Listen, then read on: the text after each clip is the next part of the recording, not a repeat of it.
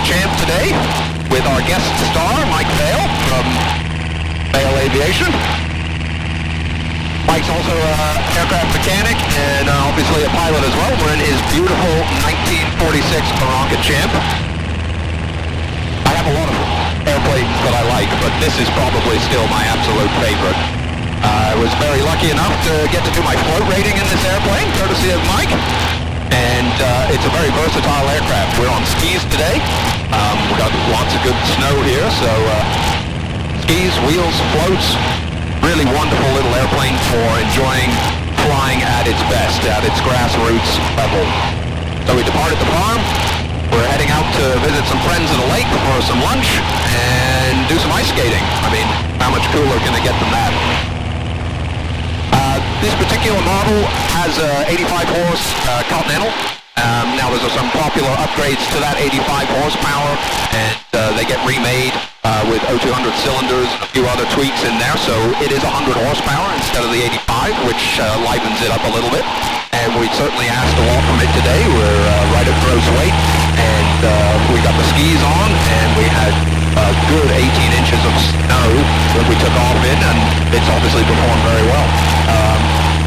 We've done lots of flying on floats in this. As I said, we've done the float rating as well in this aircraft, and it performed very well on floats. You know, it's not a Super Cup, but it also doesn't have a Super Cup price tag attached to it. So a really good Champ right now. You're probably looking around the $30,000 mark, and that'll vary a little bit depending on what engine it's got in it. Does it have the 65, the 85, or the 0200? And are you getting it just on wheels, or do you get skis and floats and that with it as well? Normally a very basic panel, so you're a little more limited there. Most can't be flown at night. A lot don't have electrical systems, so you're limited to day VFR. But you're not burning a lot of fuel. Your maintenance is very simple. I mean, especially if you don't have an electrical system, you've got no starter to fix, no generator to repair, so you can really keep the cost of your flying down. It is going to limit the airspace you can be in, but there are ways around that, and certainly it does have the ability to carry a radio and an electrical system if that is something that you absolutely do need. And lots of them came originally with nav lights and things like that right from the factory, so it's definitely an option. Now, you pretty much need a degree in Aeronca model numbers, right through to American Champion and the Citabrias and everything else. I mean, the Citabria basically grew out of the Aeronca Champ, so there's many, many models. There's pre-war ones, post-war ones, and then you get into the early Citabrias, which are very, very similar to the Champs. And certain models will be eligible for the floats while others aren't. And if you're looking at ones, you just want to do a bit of research there and see what you have available. Insurance can be very cheap. Again, you can do just a strict liability policy, and that could be done with, say, a ground not in motion hull coverage for about $400 a year, or you can fully insure the aircraft, and you're going to be up around your $1,000 mark again, as we're slowly seeing the insurance prices increase for everything.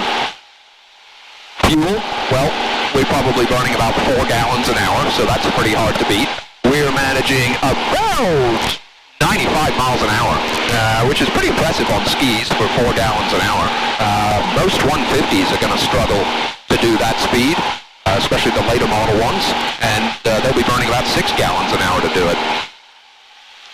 Annual inspection is going to vary, but again, you're probably looking around the $800 mark for a reasonable annual each year.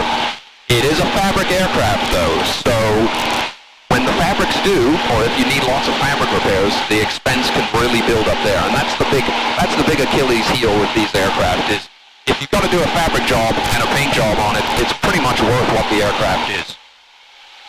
Because of that, pretty much mandates keeping it in a hangar.